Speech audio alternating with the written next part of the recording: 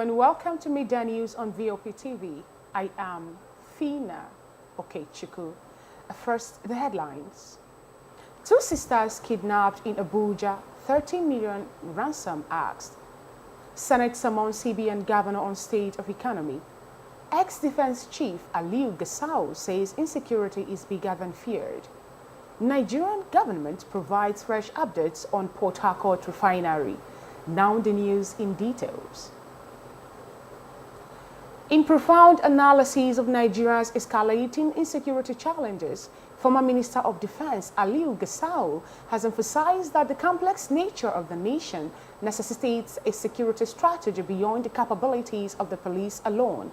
Speaking at the graduation ceremony of the Community Protection Guard, a community-based security outfit established by the Zamfara state government, Gasau urged a reevaluation of the country's security approach, highlighting the intricacies of Nigeria's vastness with an estimated population of 223.8 million and diverse terrain spanning 923,768 square kilometers. Gasau asserted that relying on a singular police force to effectively patrol and control such a large and complex nation is an exceedingly demanding task. He advocated for a strategic shift, emphasizing the imperative of creating comprehensive support structures across various sectors. Gasau stressed that security is a collective responsibility, extending beyond the purview of the police or armed forces. Meanwhile, Chief Olabode George, a chieftain of the People's Democratic Party, expressed deep concern over Nigeria's precarious situation amid a recent surge in kidnapping. During a press conference in Lagos, George remarked that the nation is teetering on a precipice of total collapse. These insights from key figures underscore the urgent need for a holistic and community-driven approach to address Nigeria's security challenges. As the discourse intensifies, it prompts a critical examination of existing strategies and a call for collaborative effort to safeguard the nation's stability and well-being.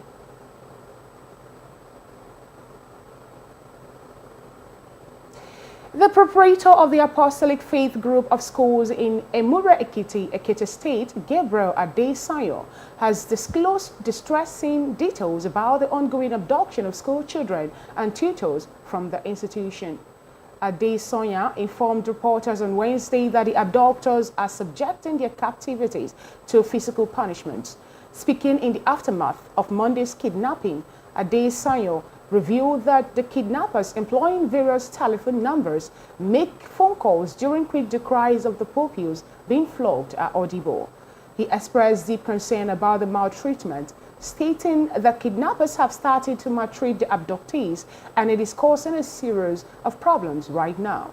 According to Adesoya, the parents of the abducted pupils and the husband of one of the women have received calls from the kidnappers who use different phone numbers. During these calls, the distressing sounds of the children being flogged and their cries for attention are discernible. The kidnappers have reportedly issued threats compelling the parents to expedite the payment of demanded ransom. They called the mother of two of the kidnapped pupils and asked how much she has gotten so far, but she replied that she did not have anything yet. The husband of the female worker, the court said his wife complained that they were maltreating her and the children. These will be shared by Adesoya. He further emphasized that the kidnappers are utilizing their own phones rather than those of their victims, employing a rotation of different numbers in their communications. The abductors demanding 100 million naira ransom continue to escalate the anguish surrounding the situation after seizing the victims on their way home from school on Tuesday. The Arona Kokonfo of Yoruba land, Iba Gani Adams, has urged the Oni of Ife, Oba Adeyeye Ogunwusi, or Jajau II, to organize a conference for traditional rulers, focusing on discussion about enhancing security in their respective communities. This call was made during a visit by the Yoruba Generalissimo to the Oni's Palace in Ile-Ife, Oyo State on Wednesday. Iba Gani Adams emphasized the urgency of addressing the security challenges faced by traditional rulers, deeming it taboo, shameful, and saddening for them to be targeted and killed in Yoruba land. He specifically condemned the recent killing of the Onipoju of Ipoju Ekiti, Oba Olatunde Olushola, and Elesun of Esun Ekiti, Oba David Ogunsakin, who were attacked after a peaceful routine meeting in Oke-Ako, Ekiti State. Expressing the need for a collective effort to combat kidnappers and terrorists disrupting the peace of the land, Adams highlighted that the government alone cannot solely handle the issue of insecurity in Nigeria. He stressed that security is a shared responsibility and called for collaboration and support for security operatives. Adams asserted that security should not be politicized, as a governor cannot come down to deal with everything going on within the community. Royal fathers who are close to their people must have a role to play in taming insecurity. Any violence within a community should be handled by the traditional ruler there, for he will be blamed for the destruction of lives and properties in his domain. The Aaron Okokofo visit and call the collective action underscore the imperative of involving traditional leaders in addressing security concern within these communities. To secure the release of 6 kidnapped school children, 3 teachers and their driver, Oyo State security outfit, codenamed Amotekun, yesterday deployed hundreds of its personnel to Ekiti State. Ondo Amotekun Commander Chief Adetunji Adeleye, who said this while parading 31 suspected criminals arrested in the state, disclosed that Amotekun was acting on the orders of Governor Lucky Ayedatiwa. The deployment came as Ekiti Council of Traditional Rulers urged Governor Biodun Oyebanji to empower them to secure their domains, a clamor the Oni of Ife, Oba Adeyeye Ogunwusi, endorsed, arguing that community policing was the surest way out of the insecurity menace. Also, in Mure Ekiti, the community where the 6 school pupils, 3 teachers and a driver were kidnapped on Monday evening, is not leaving anything to chance in effort to rescue the victims, as elders in the community yesterday launched a search party for the victims. In the same vein, a distressing incident unfolded in Kubwa, Buhari Area Council of the Federal Capital Territory, Abuja, as suspected bandits abducted 2 teenage sisters from the Goita community in Chikakore. The unfortunate incident occurred just 8 days after residents in Chikakore village voiced their concern by staging a demonstration outside the office of FCT Minister Nyesom Wike. The demonstrators highlighted the deteriorating condition of the main route connecting their community, citing it as a significant factor contributing to the alarming rate of kidnapping in the area. Despite the visible military and police presence in the vicinity, the assailants, number 6, executed the abduction at 11:25 p.m. on Sunday.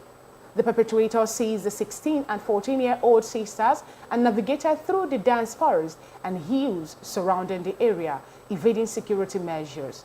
Sources indicate that the kidnappers have subsequently demanded a ransom of 30 million naira for the safe release of their captives. This distressing incident adds to the growing concerns about the security situation in the region, prompting authorities to intensify effort to address the root causes and ensure the safety of residents. The community's call for attention to infrastructure challenges takes on added urgency in the wake of this latest abduction, emphasizing the need for comprehensive measures to enhance security and protect the well-being of citizens. You're watching the Midday News on VOP TV. More stories after the break. Stay with us.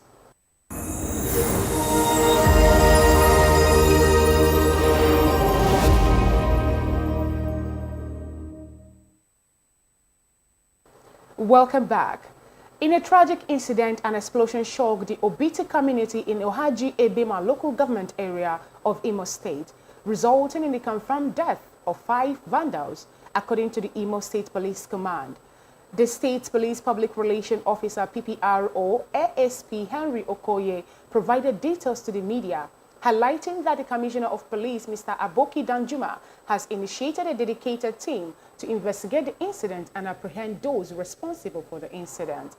The incident unfolded as the vandals engaged in their illicit activities of pipeline vandalism suffered fatal consequences, ASP Okoye revealed that the police are collaborating with other security agencies to identify the individuals involved in this act of economic sabotage. The vandals who attempted to breach an oil pipeline passing through the Ekiti rubber estate face the devastating consequences of their actions, with 5 of them burnt beyond recognition. Speaking on the ongoing investigation, ASP Okoye on Wednesday emphasized the commitment to preventing future acts of vandalism. He stated that our goal is to make sure that similar vandalism does not occur in the future. The police force is determined to bring the perpetrators to justice and curb the menace of pipeline vandalism that poses a threat to both lives and economy. An anonymous source added that the vandals had utilized an articulated vehicle to access the Ekiti rubber estate and proceeded to tamper with the oil pipelines, ultimately leading to the unfortunate explosion. The incident underscores the dangers associated with such illegal activities and the need for swift and comprehensive measures to address and prevent them in the future.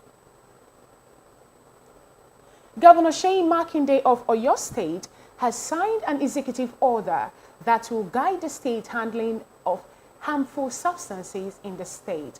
Makinde, while signing the order tagged Executive Order 001 of 2024 yesterday at the Governor's Office Secretariat, Agodi, Ibadan, says the order is being done in light of the unfortunate incident at Bodija, where explosives were stored in a residential area.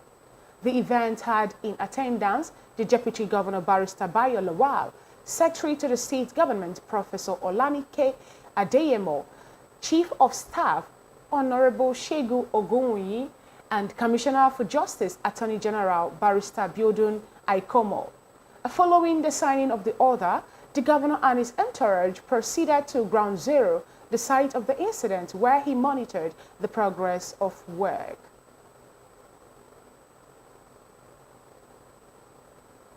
The Minister of Power, Adebayo Adelabu, says Nigeria should migrate to a full cost reflective tariff regime if the federal government cannot pay for the subsidies owed to the market. This is as he also expressed concern over the poor electricity supply situation in the country caused by a plethora of issues, including outstanding subsidy debts. Adelabu made the assertion on Wednesday when he visited the 750 megawatts Oloru Songo power generator plant in Ogun State and the 500 megawatts Omotosho generator plant in Ondo State as part of his nationwide inspection and visits to power installations of the federal government. The minister also stated that the National Independent Power Plants, NIPPs, being operated and managed by the Niger Delta Power Holding Company, PLC, were currently suffering under capacity utilization of below 25% due to gas supply constants. The Nigerian government has said the Port Harcourt refining company was still being test run, adding that refined petroleum products from the plant would hit the market soon. The Minister of State for Petroleum Resources, Heineken Lokpo-Biri, told journalists on Wednesday that the plant was still being test run. Speaking at a briefing in Abuja, Lokpo-Biri stated that mechanical aspect of the refinery has been completed. According to him, the Port Harcourt refinery is one of the projects that were very fundamental to the survival of the country's economical growth. Lokpo-Biri said, hopefully, in the next few months, we would have tremendous increase our refining capacity, and that very soon the Port Harcourt refinery and the other refineries will all come on stream, he added. Governor Inuwa Yahaya of Gombe State announced on trading floor of the Nigerian Exchange Limited on Wednesday during a visit that the state will issue a 30 billion naira green bond to fund various infrastructure projects. He stated that the state's commitment to providing an enabling environment for investors and expressed the desire for Gombe to lead the way for other subnational entities in issuing green bond, highlighting the need for robust engagement to ensure the success of the initiative. The Commissioner for Finance and Economic Development in Gombe State, Mohammed Magaji, stated that approvals are already being sought and the date for the bond issuance is expected to be set before the end of the first quarter. Magaji stated that Gombe has been recognized for 2 consecutive years as the best place for doing business on the Ease of Doing Business Index. Recall that the global green bond market gained traction in 2007, and the federal government of Nigeria has utilized green bonds to finance part of its budget deficit. And in 2020, the government raised 25 billion naira via green bonds, following the 15 billion naira in the previous year. And you are still watching the midday news on VOP TV. More stories after the break. Stay with us.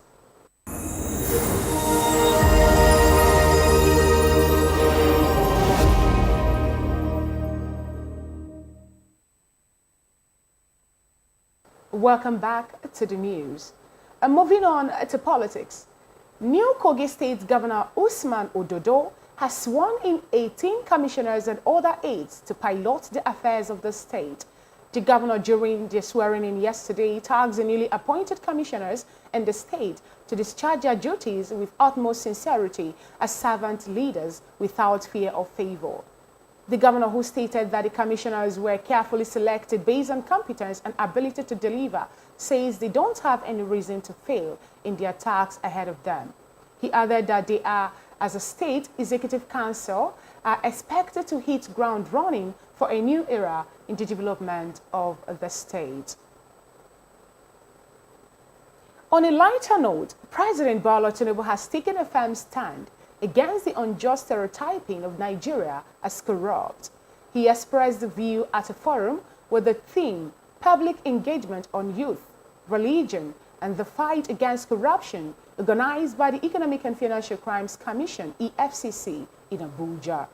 The event also marked the launch of an interfaith manual and fraud risk assessment project for MDAs.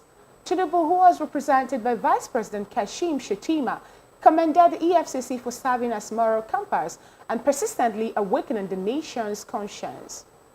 He flagged the unfairness of labeling all Nigerians corrupt based on the action of a few, stressing that the country was home to diligent and honest people.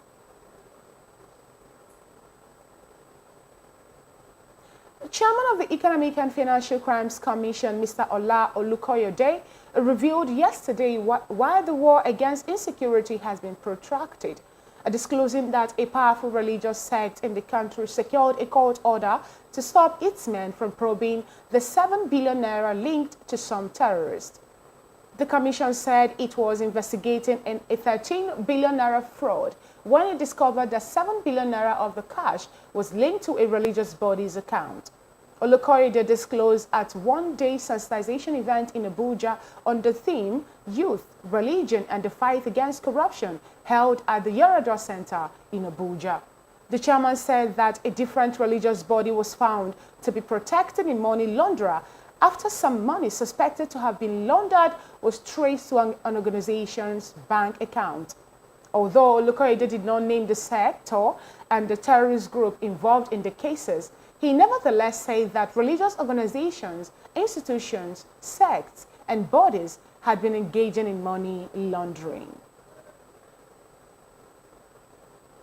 In a recent development, the Senate, through its Committee on Banking, Insurance, and Other Financial Institutions, has summoned the Governor of Central Bank of Nigeria, Olayemi Kodoso, to appear before its board next week Tuesday to answer questions on the free fall of Naira in the forex market.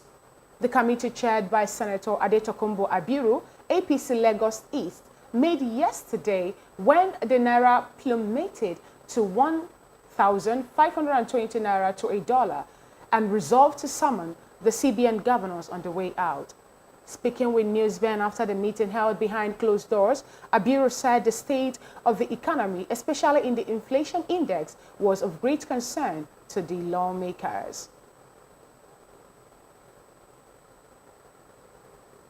Honorable Abike Dabiri Erewa, the chairman and CEO of the Nigeria's in Diaspora Commission, NIDCAM, has underscored the imperative for unity among Nigerian medical professionals in diaspora, urging them to collectively influence and reshape the narrative of healthcare tourism in Nigeria.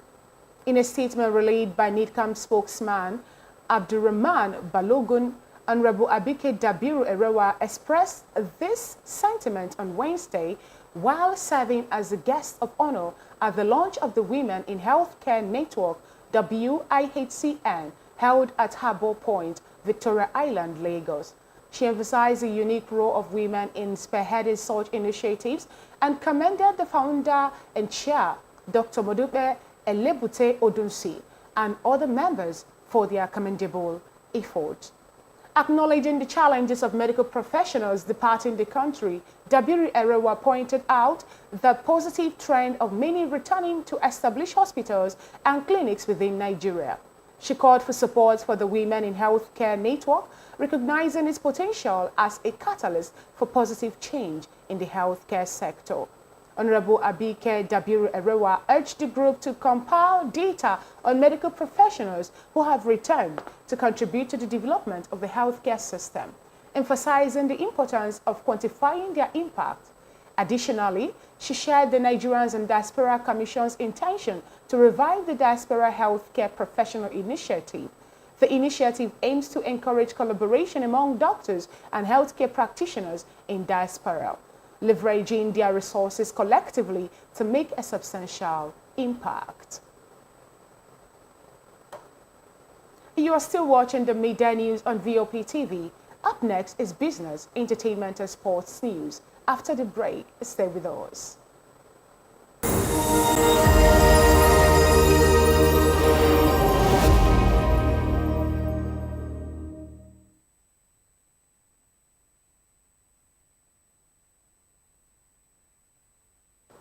Welcome back. In business, President Muhammadu Buhari has authorized the release of funds to resume construction on crucial sections of the Abuja-Kaduna-Kano Road, the second Niger Bridge bypasses, and other critical highways. Minister of Works David Umahi announced this news during an inspection tour in Makurdi, Benue State.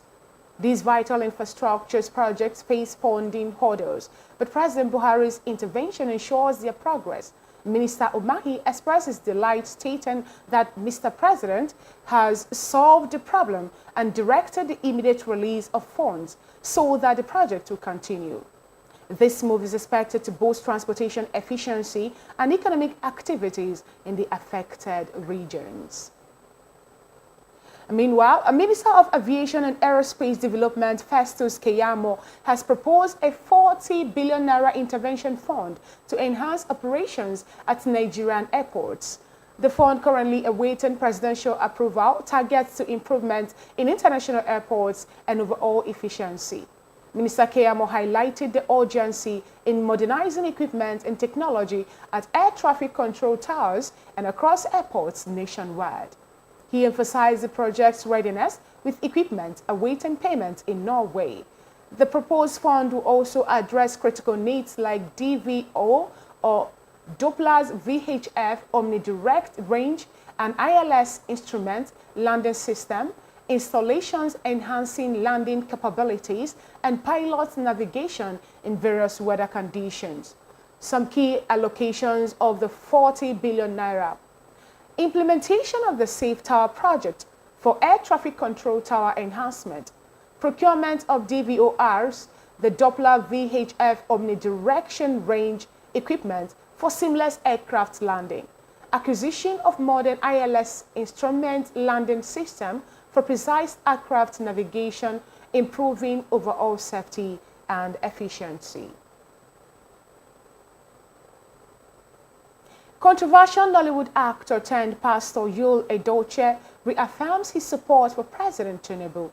Edochie took his stance in a post on Instagram. He posted a picture of the president and prayed for the president in the caption stating that he believes in him. His post garnered a series of reactions from his followers who let him know their thoughts. Edochie is now facing backlash from his followers as a result of his post. Similarly, in August of 2023, the actor came under fire for his public support of Nigerian President Bola Ahmed Tinubu. The actor seems to remain unfazed by all the disapproval from his followers. And in sports, Napoli President De Laurentiis has unveiled the potential destinations for Super Eagles striker Victor Osimhen, disclosing that the prolific forward is considering a move to either Real Madrid, Paris Saint-Germain, PSG, or a Premier League club. In a conversation with journalists, De Laurentiis explained that the decision-making process regarding Osimhen's next move was set in motion since the previous summer. Negotiation for the extension of his contract, although amicable, took an extended period as the Nigerian international had already mapped out his preferences. We have now known that since last summer, which is also why negotiation for the extension of his contract, but although friendly took so long, stated that De Laurentiis, we know he's either going to Real Madrid, Paris Saint-Germain, or an English club. Having emerged as a top scorer in Serie A last season with an impressive tally of 26 goals, instrumental in Napoli clinching their first league title since 1990. Osimhen has garnered significant attention and the African Player of the Year for the previous year. Osimhen joined Napoli from Lille in 2020, amassing 67 goals in the 1-1 appearance across all competitions. Still in sports, former Bafana captain Dan Former has expressed his belief that the Super Eagles are poised to secure victory at the 2023 Africa Cup of Nations. In an interview, Foreman highlighted Nigerians' understated yet effective approach, positioning them as favorites for the tournament. Speaking on South Africa's upcoming quarter-final clash against Cape Verde, Foreman acknowledged the challenges posed by Cape Verde based on past encounters. He recalled facing Cape Verde twice in the 2017 World Cup qualifiers, resulting in 2 losses. Foreman emphasized the difficulty of the impending match against Cape Verde, cautioning against underestimating their formidable opponents. And that is all on the midday news on VOP TV. But before we go, a quick recap of our top stories. 2 sisters kidnapped in Abuja, 13 million naira ransom asked. A Senate summoned CBN governor on state of economy.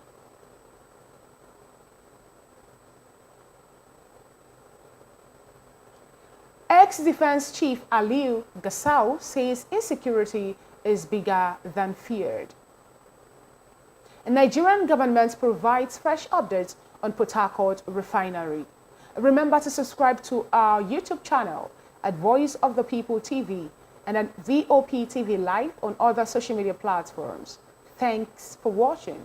Up next on VOP this afternoon is Spotlight with Chisom and Kayla. Stay tuned. I am Fina Okechukwu.